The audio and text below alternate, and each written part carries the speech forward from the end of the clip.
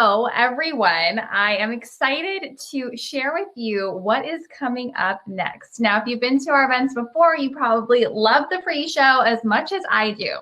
So tonight I have one of our favorite ladies joining us in our community. You may know her as Samantha Sommelier. It is the Samantha Capaldi. So good to see you. Thanks for having me back. Of course. I was like, we love having you. So I love being here. Yes, definitely. I'm like, I got my wine too. I wonder if we're drinking the same one. I was like, mine is being chilled in my Beve Fresco. I love that. You have your Spade and Sparrows Pinot Grigio. I started the night off with the Gloria Ferrer bubbles. I'm on a bubble kick lately, and then I'm gonna gradually slide into the Pinot Grigio, then the rosé, then the Pinot, then the Cab. It's gonna be a good night. Sounds like you are definitely doing some wine tasting this evening all night long. So we're excited to have you though. So today you're specifically going to speak to, I think 2 different brands, but one of our favorites, I'm sure all of the ladies know because it, is created by the Caitlin Bristow herself, Spade and Sparrows. Yes, it's like, this is just my empty bottles, you guys.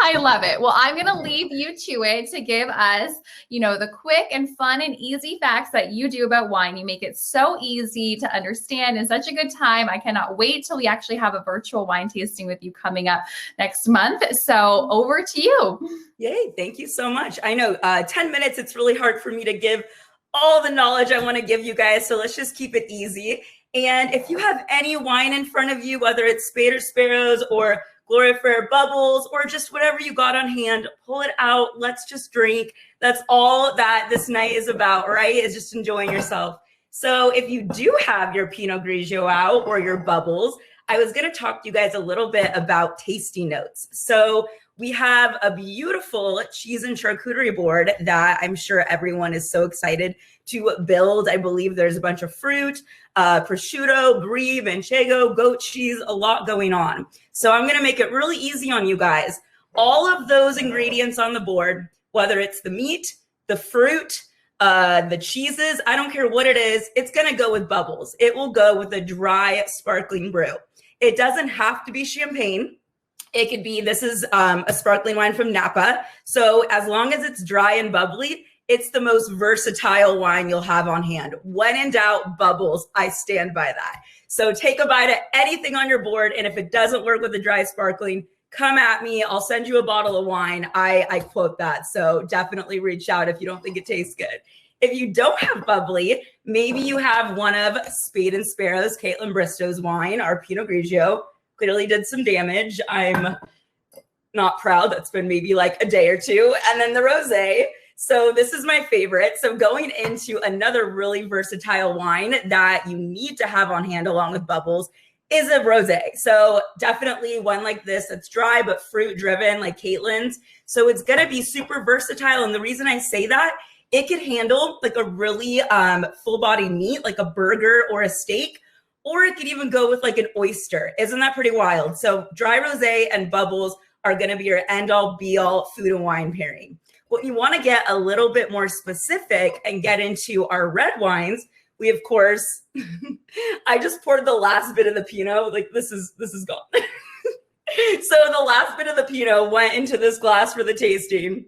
And if you could tell, we all love the Pinot. I think that's probably one of our favorites.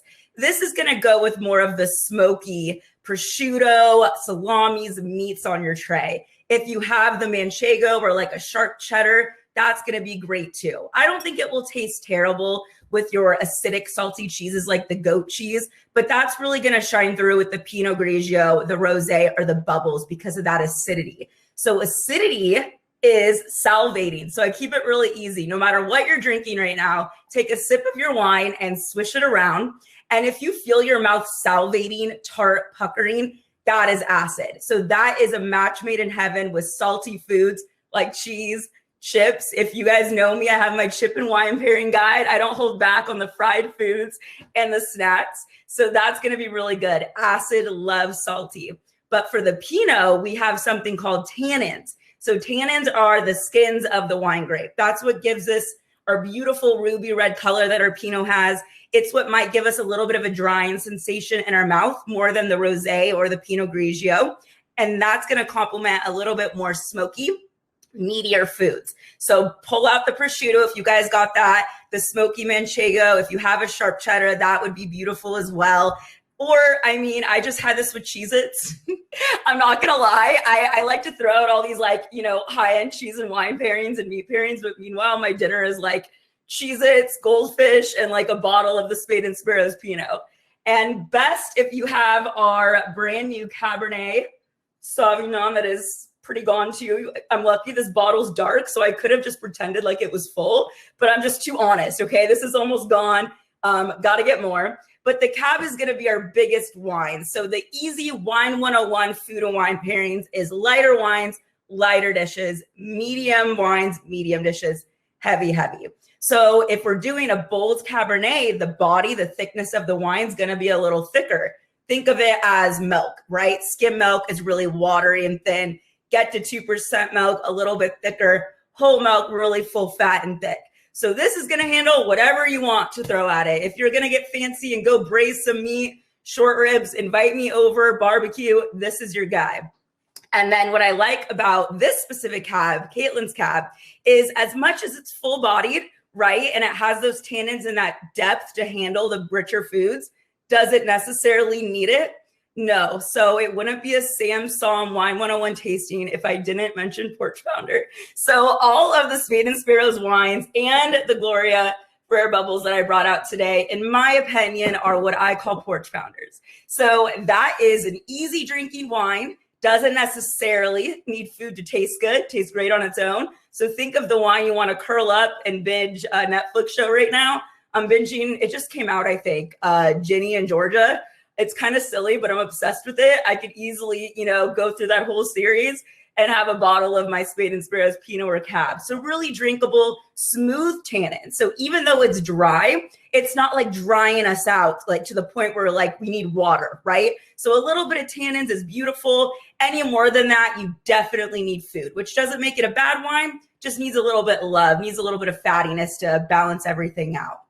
So with all of that being said, trying to sum up all these wines in a quick little segment for you guys, I hope you have something to sip on. You have such an epic cheese and charcuterie board that you guys are going to make next. Remember, the bubbles are going to go great with everything, holding you to that. And the rosé, same thing, pretty versatile. I would say that's the second best, but more of those salty foods. And same with the Pinot Grigio, acid loves salty. Remember that one. And then last, the Pinot and the Cabernet are getting a little fuller bodied. So you want to avoid the lighter foods and pair those with the richer, smokier textures.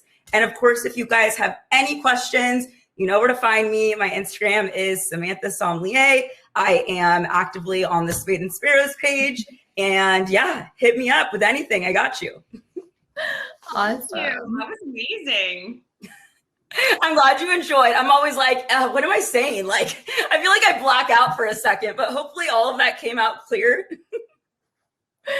We know the feeling. Trust me. We're like, what did we say during that virtual event? How did that segment go? No, you were great.